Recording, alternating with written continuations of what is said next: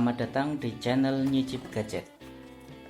Kali ini saya akan melakukan pergantian harddisk ke SSD pada laptop Toshiba Satellite L740.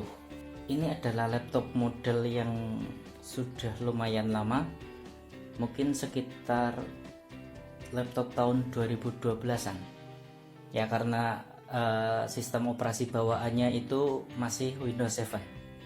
Laptop ini sudah berbekal prosesor Core i3 ya, walaupun generasi 1.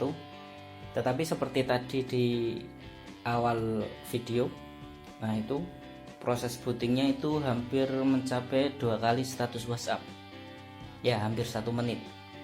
Oh iya, tadi yang ditampilkan di awal video ketika laptop ini booting itu sudah menggunakan sistem operasi Windows 10. Nah, karena itu saya ingin mengganti HDD atau hard disk dari laptop ini ke SSD, ya istilahnya upgrade, untuk meningkatkan performa laptop Toshiba yang modelnya sudah lama ini. Saya akan mengganti hard disk laptop ini masih hard disk bawaan ya, merek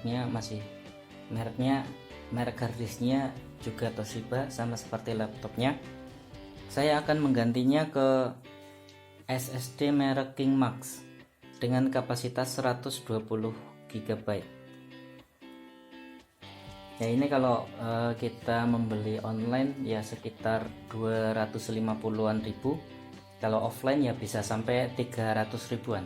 Saya akan memasangkan SSD KingMax kapasitas 120 GB ini, dan nanti juga sama akan menggunakan sistem operasi Windows 10 lagi. Dan setelah itu nanti akan saya tampilkan perbandingan waktu booting antara laptop ini ketika masih menggunakan HDD dan setelah menggunakan SSD. Seperti apa perbedaannya? Apakah signifikan? Silahkan tonton video ini sampai akhir. Oke, cukup sekian, selamat menyaksikan.